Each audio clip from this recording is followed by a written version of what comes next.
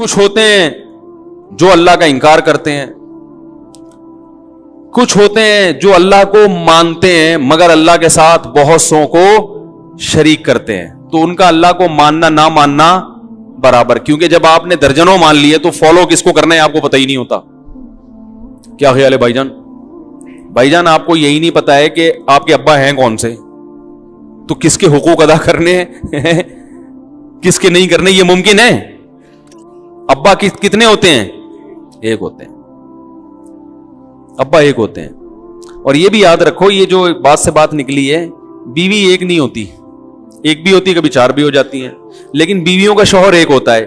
وہ بھی اس لیے کہ عورت نے اطاعت کرنی ہے کس کی؟ شوہر کی. اگر دو ہوں گے اس کو نہیں پتا چلے گا کس کی اطاعت کرنی ہے. تو حاکم ہمیشہ ایک, جس کو فالو کیا جاتا ہے وہ دنیا میں ہمیشہ ایک ہوتا ہے. اور مرد بیوی کو فالو, اسلام میں بیوی کو فالو نہیں کرتا. اگر اسلام میں حکم ہوتا ہے بیوی کو فالو کرنا ہے تو بیوی ایک سے زیادہ رکھنے کی آپ کو اجازت نہ ہوتی. بہت ٹیکنیکل پوائنٹ ہے. آج لوگ فالو کس کو کر رہے ہیں؟ ابا کو نہیں کر رہے, اما کو نہیں کر رہے, کس کو کر رہے ہیں؟ اما بھی ایک ہوتی ہے. کیا خیال ہے؟ آپ کہہ سکتے ہیں وہ بھی چار ہوتی ہیں, وہ چار نہیں, وہ ایک ہی ہوتی ہیں, وہ ایک سوتیلی ہوتی ہیں. باقی وہ سچی مچی کی جو اما ہے وہ کتنی ہوتی ہیں؟ ایک. کیونکہ ماں کی اطاعت کا حکم ہے نا, تو وہ بھی کتنی ہے؟ ایک. حاکم جو جس کو فالو کرنا ہے وہ ہمیشہ ایک. آپ کے علاقے میں 2 SHO آ جائے تو معاملہ صحیح چلے گا؟ تو یہ جو اللہ نے کہا نا کہ بیوی ایک بھی رکھ سکتے ہو, زیادہ بھی, یہ اس کی علامت ہے کہ بیوی کو فالو کرنے کا حکم نہیں ہے. تو پھر کیا کریں بھائی؟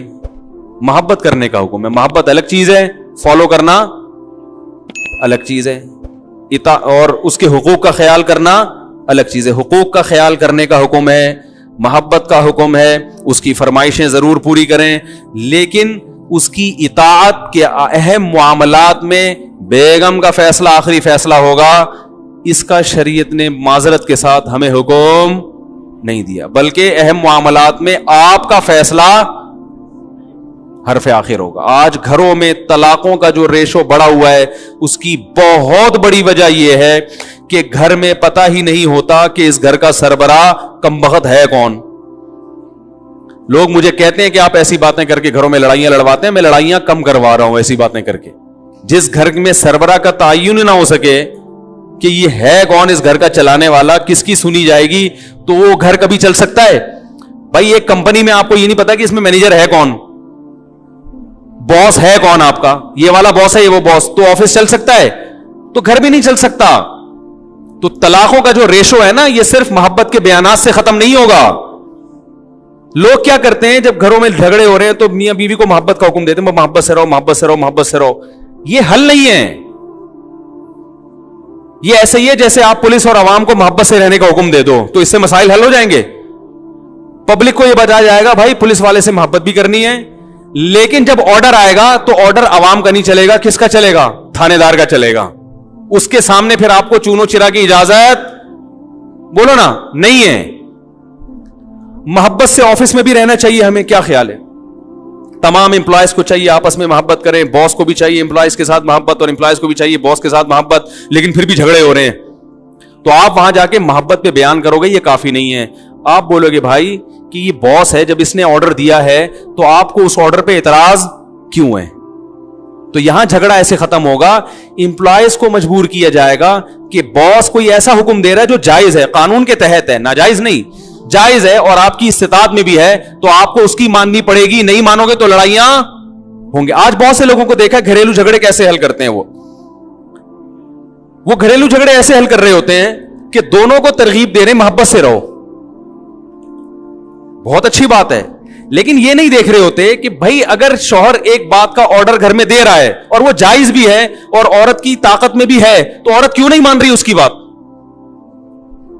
نہیں مانے گی تو پھر لڑائیاں, بولو بھائی, پھر جو ایک نہیں مانتی وہ اور باقی چیزوں میں بھی نہیں فالو کرتی.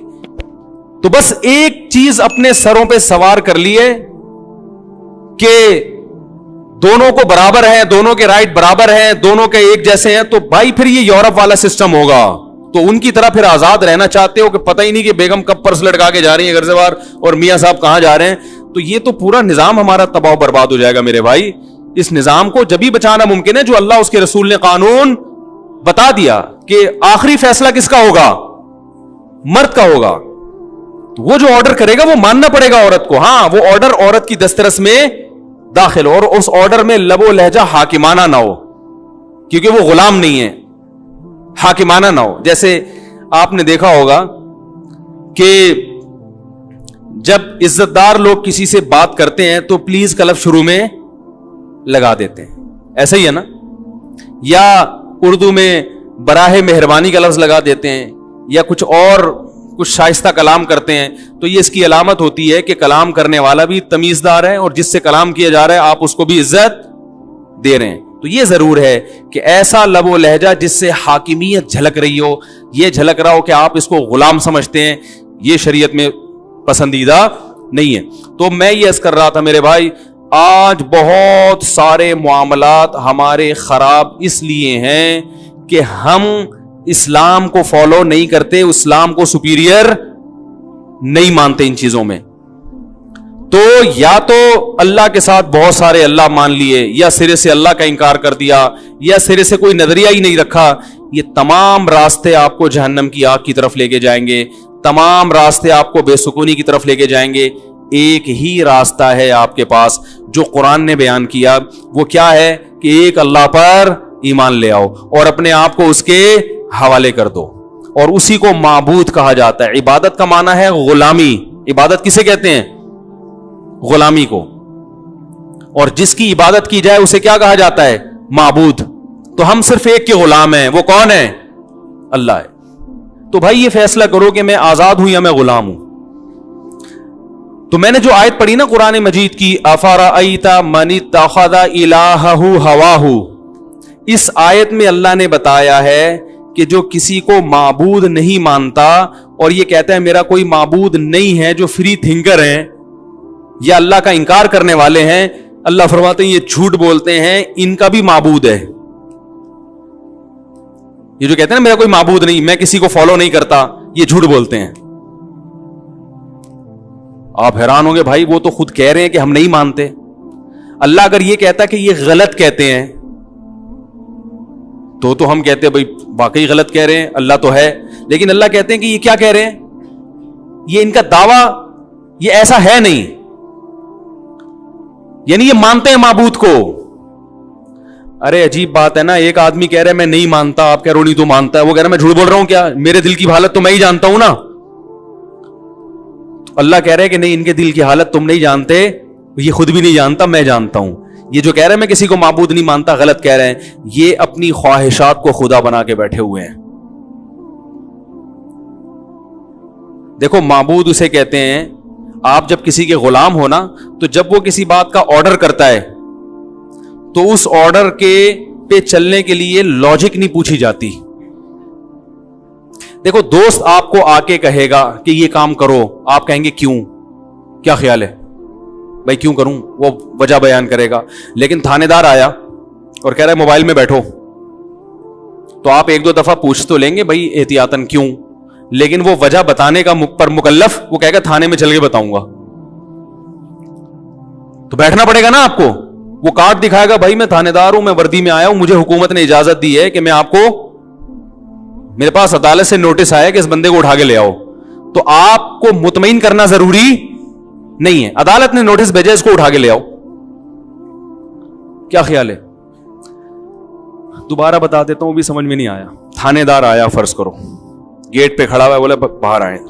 آپ باہر آئے کہ نہیں, موبائل میں بیٹھے, یہ عدالت نے نوٹس دیا ہے کہ اس بندے کو اٹھا کے لے آؤ, اریسٹ کرو. آپ کہیں کیوں, وہ کہیں ایکچولی بات یہ تھی کہ آپ پر چوری ثابت ہوئی ہے. آپ کہیں نہیں یہ بالکل غلط ہے. وہ کہے, اب تھانے دار کہہ رہے وہ اصل میں عدالت میں گواہوں نے ثابت کیا. آپ کہہ رہے ہیں وہ گواہوں کو میں جانتا ہوں, وہ تو خود چور ہیں. اب ایس ایچ او صاحب کہہ رہے ہیں کہ بھائی وہ اصل میں نہیں, ایسا نہیں ہے, یہ بات ثابت ہو چکی ہے کہ وہ چور نہیں ہے, آپ چور ہیں. آپ کہہ رہے ہیں نہیں آپ کو غلط انفارمیشن ملی ہے. وہ کہہ رہا ہے بھائی شناختی کارڈ پہ جو نام ہے وہی آپ کا نام ہے, عدالت نے جو نوٹس بھیجا ایڈریس بھیجا وہی ہے. کہہ رہے نہیں وہ اصل میں وہ سیم نام کا ایک اور بندہ دوسرے محلے میں بھی رہتا ہے. تو وہ ایس ایچ او صاحب کے پاگل ہونے کی علامت ہے نا, ہیں؟ کیا خیال ہے؟ وہ آپ کو وہ کیا کر رہا ہے؟ اب کہہ رہے ہیں کرسی لے آؤ, ادھر سے چائے لے آؤ, میں اس کو بیٹھ کے سمجھاتا ہوں. جب یہ سمجھ جائے گا تو میں اس کو اریسٹ کروں گا, کیونکہ یہ ایک آدمی کی سمجھ میں ہی نہیں آ رہا میں اس بیچارے کو اریسٹ کیوں کروں. ایسی کوئی پولیس دنیا میں دیکھی آپ نے؟ کیا ہو گیا بھائی؟ لیکن یہی کام ہوتا ہے, آپ کا کوئی دوست آتا ہے یا ویسے کوئی ان نون پرسن آیا, وہ آ کے کہتا ہے گاڑی میں بیٹھو, آپ پوچھیں گے نا کیوں, وہ کہے گا آپ چور ہو, آپ بولیں گے کس نے کہہ دیا. اب بحث کرنا بنتا ہے. کیا خیال ہے بھائی؟ تو جب آپ کسی کو گاڈ مان لیتے ہیں, خدا مان لیتے ہیں, تو جب وہ آرڈر دے گا تو بحث کرنا نہیں بنتا. نہیں آ رہی بات؟ پھر بحث کرنا نہیں بنتا. پھر بھائی وہ پھر گاڈ ہونے کا فائدہ کیا؟ خدا ہونے کا فائدہ کیا اس کا؟ معبود ہونے کا, آپ کے غلام اور اس کے آقا ہونے کا فائدہ کیا رہا ہوا؟ اگر اس کو بھی سمجھانا ہے ہر چیز یہ کرو یہ نہیں کرو, جیسے میں نے بھی بات کی نا, گھر کا سربراہ کون ہے؟ قرآن کے مطابق مرد ہے. اب خواتین بحث کرتی ہیں, تو بھائی اگر آپ نے بحث کرنی ہے تو اسلام چھوڑ دو. اب بولے میں مسلمان نہیں ہوں, میں اسلام کو نہیں مانتی, میں اللہ کو نہیں مانتی, میں قرآن کو نہیں مانتی, ختم. پھر انگریز بن جاؤ تو پھر آپ کو سمجھایا جائے گا یہ ایکچولی یہ, تو پھر آپ کی بحث, تو وہ پھر بحث کر کے انہوں نے کہا کوئی کسی کا سربراہ نہیں ہے. وہ انگریز نے کہا اتنی گھنٹے لگا کے کون سمجھائے گا یار کون سربراہ ہے, تو انہوں نے کہا کوئی سربراہ نہیں ہے, لائف کو بس کیا کرو, انجوائے کرو. ٹھیک ہے نا؟ تو آلریڈی ان ٹینشنوں سے اپنے آپ کو آزاد کر لی. تو ساری ٹینشن اسلامی معاشرے میں اور خاندانی نظام کو بچانے کے لیے. آپ میرے پاس ایسے کیس بھی آتے ہیں, میاں صاحب گھر میں خرچہ ہی نہیں دے رہے, تو ان کو جب کہا جائے بھائی خرچہ تو آدمی کے ذمہ ہے, وہ کہے نہیں بھائی اتنا کماتی ہے, اتنی ماشاءاللہ اللہ نے اس کو نوازا ہے, اتنے ابا سے, تو مجھ سے کیوں مانگتی ہے؟ تو ہم ان سے کہیں گے بھائی جان خدا کا حکم کیا ہے کہ ذمہ داری کس کے کندھوں پہ ہے؟ میں نے کہا بھائی آپ کی بیگم کو 3 کروڑ کے پلاٹ بھی اگر وراثت میں ملے ہو نا, تو پھر بھی, اور آپ رکشا چلاتے ہو, پھر بھی ذمہ داری آپ پر ہے, اس پر نہیں ہے. کہ نہیں کیوں؟ تو کیوں کا مطلب ہے کہ آپ اللہ کو اللہ بولو نا نہیں مانتے. بھائی اللہ کو اللہ مانیں گے تو اللہ نے کہہ دیا ایک نظام بنا دیا, تو آپ کو فالو, آپ کی سمجھ میں آئے یا نہ. اللہ نے کہا بہن کو وراثت دو, کہا نا اللہ نے. ابھی دیکھو ایک خاندانی لوگ آئے تھے, ابھی انہوں نے ایک مسئلہ پوچھا کہ ہمارے والد صاحب, ابھی جمعے کی نماز سے پہلے انہوں نے کہا کہ ہمارے والد صاحب نے زندگی میں ہماری بہن کو پورا ایک مکان دے دیا تھا, اور کہا تھا کہ میرے مرنے کے بعد اب تمہارا وراثت میں حصہ نہیں ہے, کیونکہ میں زندگی میں تمہیں دے رہا ہوں. والد صاحب کا انتقال ہو گیا, اب وراثت میں ایک مکان ہے, تو بھائی مجھ سے پوچھ رہے ہیں کہ کیا اس بہن کا حصہ ہوگا کہ نہیں ہوگا. میں نے کہا بھائی ہوگا. میں نے کیا کہا؟ بھائی ہوگا. وہ کہہ رہے ہیں نہیں وہ تو ایگریمنٹ ہوا تھا, بہن بھی اس پہ راضی تھی کہ میں یہ مکان لے رہی ہوں اور مرنے کے بعد میں حصہ نہیں لوں گی. میں نے کہا یہ ایگریمنٹ شریعت میں کل عدم ہے, اس کی کوئی حیثیت نہیں ہے, کیونکہ جو حق آپ کا ابھی ہوا ہی نہیں ہے, آپ پہلے سے اس سے دستبردار نہیں ہو سکتے. میں آپ سے کہوں کہ فیوچر میں جتنے پیسے آپ کے ذمے میرے ہوں گے وہ ابھی سے میں نے معاف کر دیے, وہ نہیں معاف ہوتے. جب پیسے ہوں گے تو پھر معافی کا اعتبار ہوگا. تو وراثت کا حق آتا ہے باپ کے مرنے کے بعد, بہن کا ابھی حصہ آیا ہی نہیں ہے, تو وہ معاف پہلے سے ہو ہی نہیں سکتا. میں نے کہا پورا حصہ دینا پڑے گا, اور وہ جو مکان زندگی میں دیا وہ گریبی. اب ایسے موقع پہ عام طور پہ لوگوں کے چہروں پہ آ جاتی ہیں سلوٹیں, سوال کرتے ہیں کیوں ہمارا اتنا نقصان, ہم تو دھوکے میں آ گئے.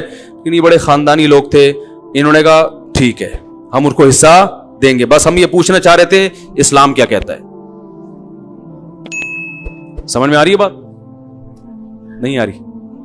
آ رہی ہے. تو بھائی اللہ کا مطلب ہی یہی ہے کہ جب ایک بات اللہ نے کہہ دی وراثت کی, تو اللہ نے قرآن میں اصول بیان کر دیے نا کہ مرنے کے بعد ہے, وہ زندگی میں نہیں ہے. تو یہ خاندانی لوگ ہوتے ہیں, کم از کم ایک طرف تو ہوئے ہوئے ہیں نا.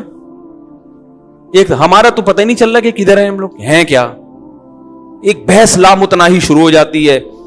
تو جب اللہ کو اللہ مان لیا تو اللہ کے احکام میں یہ کہنا کہ کیوں انشورنس حرام ہے نا, کیوں اسلام میں صحیح بخاری صحیح مسلم کی حدیثیں ہیں, غرر بھی حرام, قمار جوا بھی حرام, اور سود بھی حرام. اس کی وجہ اللہ نے نہیں بتائی, حکمتیں بتائی ہیں, لیکن اصل وجہ یہی ہے کہ بس اللہ نے حرام کر دیا. اب انشورنس میں بھائی یہی ہو رہا ہے, ابا مر گئے تو پیسے ملیں گے, نہیں مرے تو وہ رقم انشورنس کمپنی کا پروفٹ کمانے کا یہ طریقہ شریعت میں حلال بولو بھائی نہیں ہے. کہ ان کی گاڑی کو ٹکر لگ گئی تو انشورنس کمپنی کا نقصان, ٹکر نہیں لگی تو کلائنٹ کا نقصان, کہ اس کی ساری قسطیں انشورنس کمپنی کھا جائے گی. یہ کون سا طریقہ ہے پیسے کمانے کا بھائی؟ ایک صاحب مجھے کہنے لگے میرا اس بیٹے کی میں نے انشورنس کروائی ہوئی ہے کروڑوں روپے کی, یہ مر گیا کروڑوں روپے ملیں گے. میں نے کہا یہ کون سا طریقہ ہے, بچہ مر گیا تو کروڑوں روپے مل رہے ہیں, اور نہیں مرا